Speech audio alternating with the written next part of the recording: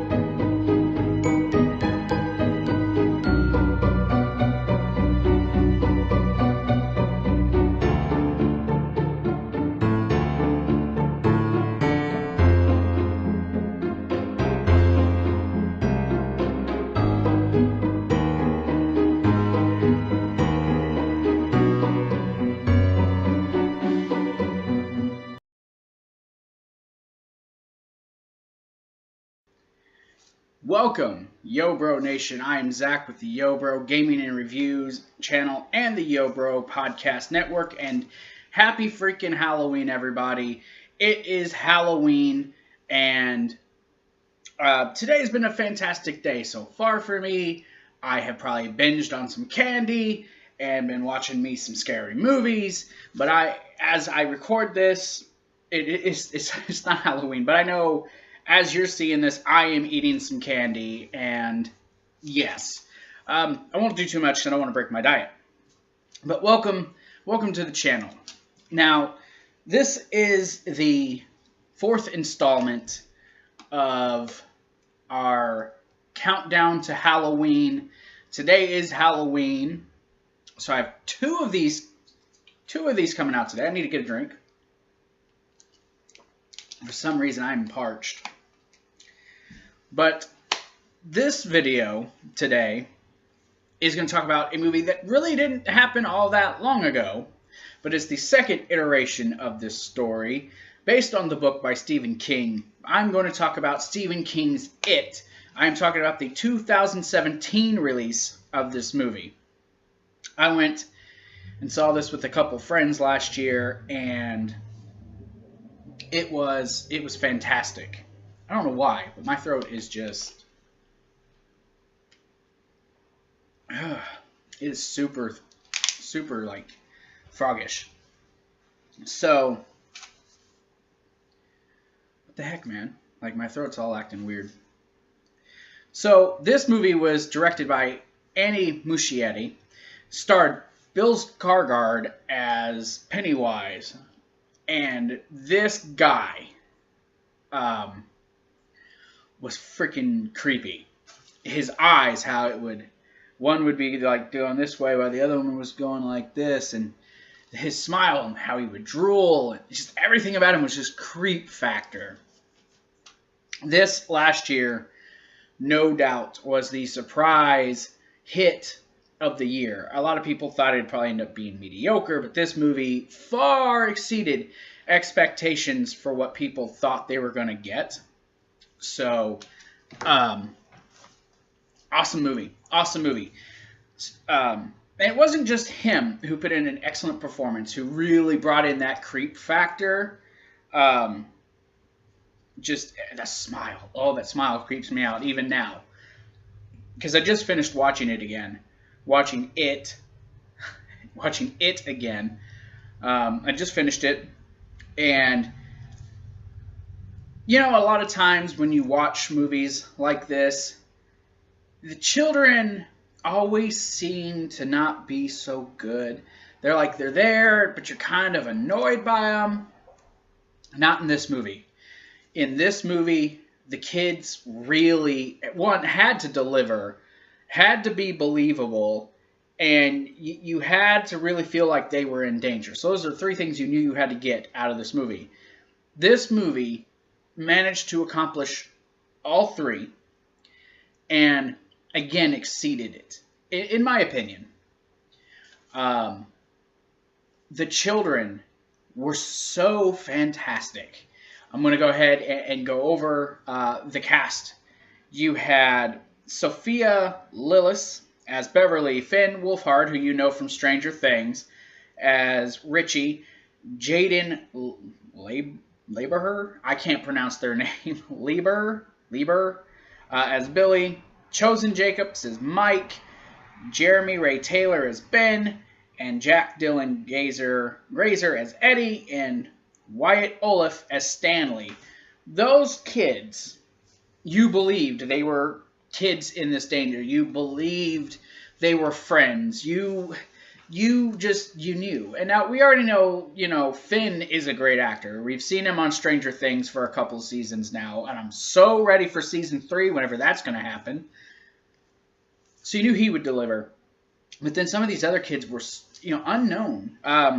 Sophia, never heard of her before this. She, there's 3 of them who stuck out. But she, to me, stuck out the most, aside from Finn, because you already know what he can bring to the table. She stuck out to me the most.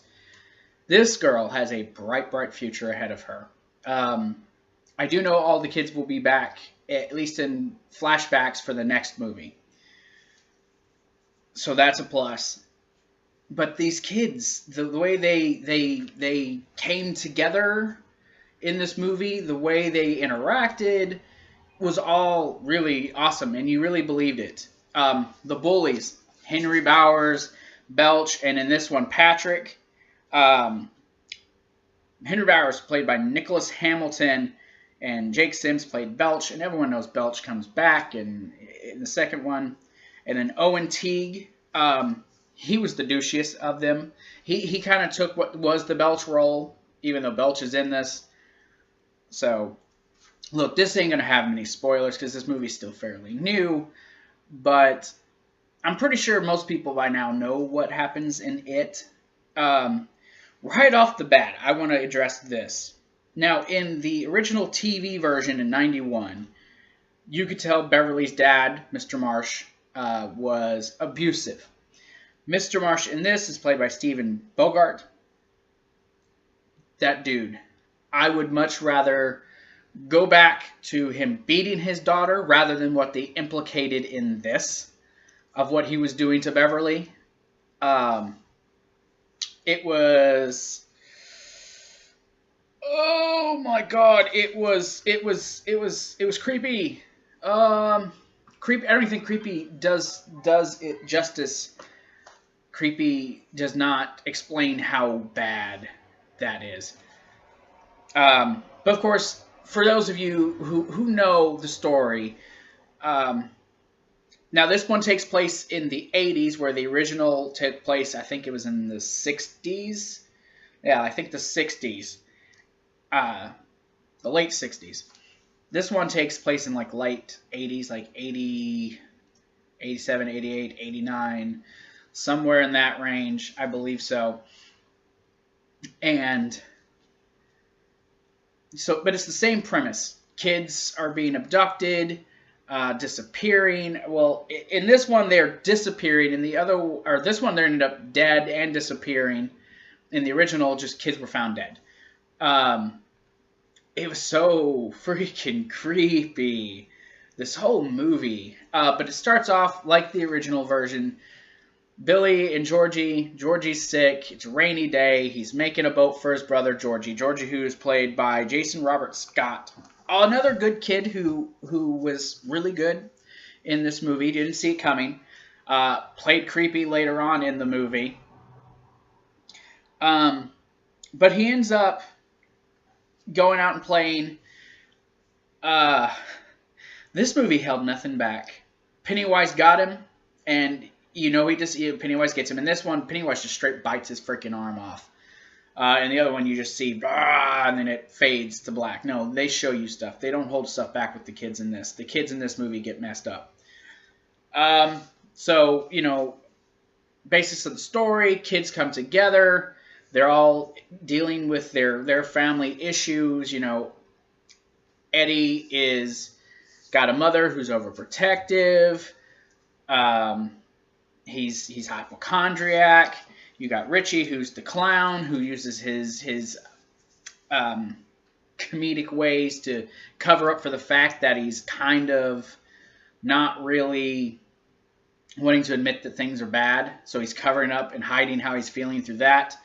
You got Stanley, who just can't deal at all with any of this. And the boy who plays him, what is it again? Wyatt. Fantastic job. He really played this well. Of course, Billy's dealing with the death of his brother. He's trying to come to terms with the fact that his brother is dead, but he's still holding out hope, even though his parents have flat out told him, no, your brother's dead. And then, of course, Beverly, she is dealing with a abusive father. And then Mike's dealing with racist issues. I mean, he's getting beat up for just being black in this movie. Speaking of him, the beginning when you first meet him, when you see his grandfather, if you're a fan of Supernatural, you have Stephen Williams, who played Rufus on Supernatural. That, when I saw him in this, I got excited because I'm a big Supernatural fan. So it was cool to see him in this, and his little speech with Mike telling him, do you want to be the one shooting these sheep, or do you want to be in the funnel getting shot and not knowing what happened to that bolt went through your brain?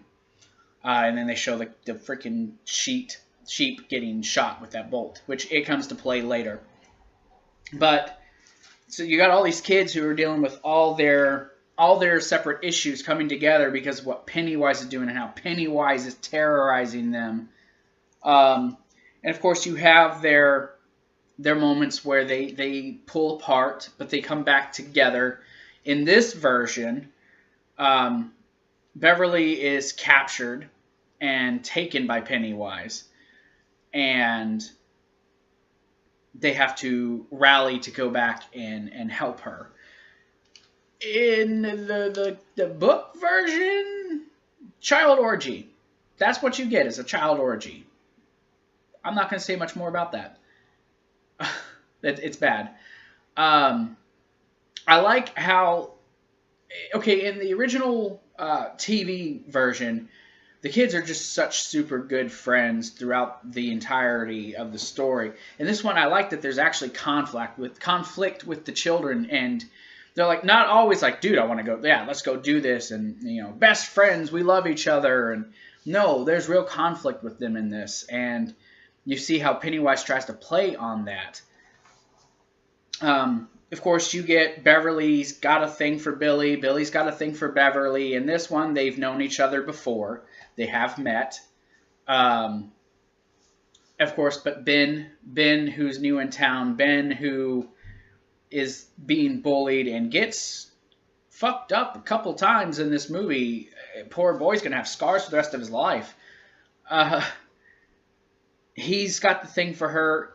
In this, she finds out pretty early on, Beverly does, that it's Ben who wrote her the little poem. So I'm glad that got done and out of the way. But of course, she's still got a thing for Billy.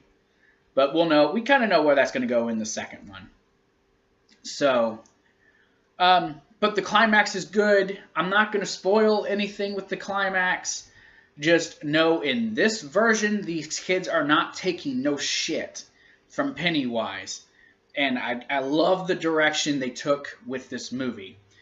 So, on a scale of 1 to 10, for It Chapter 2, or not It Chapter 2, for It Chapter 1, for the 2017 version, I'm giving this movie 9 out of 10.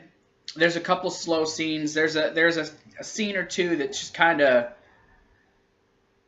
doesn't, I don't think really feels like it needs to be there, but you kind of need to watch it, and you'll know what I'm talking about. I like how the adults in this movie you kind of get the feeling they know what's going on. They're just ignoring it. All of the adults. And there's a lot of creepy scenes. A lot of scenes that are going to not necessarily be jump scares, but they're really going to get you. So yeah, 9 out of 10 I think is a good score for this movie. So, but I'm Zach. This is the newest installment of our Halloween Countdown series. Thank you guys. You can follow us on all our social medias, Twitter, Facebook. Go to Patreon and become a Patreon supporter. We have exclusives that go up there. You can join us on Twitter at twitter.com/YoBroGaming1. You'll get updates on there as well. Subscribe to this channel. Hit the notification bell. Subscribe to our new sister channel, Yo Bro Podcast Network. We got content going up there as well. We got a Daredevil Season 3 review on that channel. Later today, I am posting the final video to the Countdown to Halloween series. And I'm also, tonight, either sometime later tonight, will be the newest Halloween special video that we have going on. I'm not going to say what it is. It's a surprise. But that also will be going up on the channel tonight. So you guys can go and see that video. And thank you guys. Just thank you. For everyone who has been watching, for everyone who has been supporting this channel, even if it's just hitting the like button, thank you guys so much. If you're hitting the dislike button, thank you too. It still counts. It still gets attention on the channel. So, honestly though, thank you all so very much for being on this channel. We will be doing Crown Jewel coverage this weekend. I don't know how many channels will be, but we will be doing some Crown Jewel coverage this weekend. So you guys can look forward to that. I did the Twitter poll as I announced on the Raw review this past week. A lot of people wanted to see us do Crown Jewel coverage, so we're going to do it. But thank you guys. I am Zach with the Yo Bro Gaming and Reviews channel. Again, go to our podcast network, subscribe to both channels, get stuff for both channels. Plenty of stuff coming out every week. Thank you guys, Yo Bro Nation, and I'll see you guys all later today. Peace out.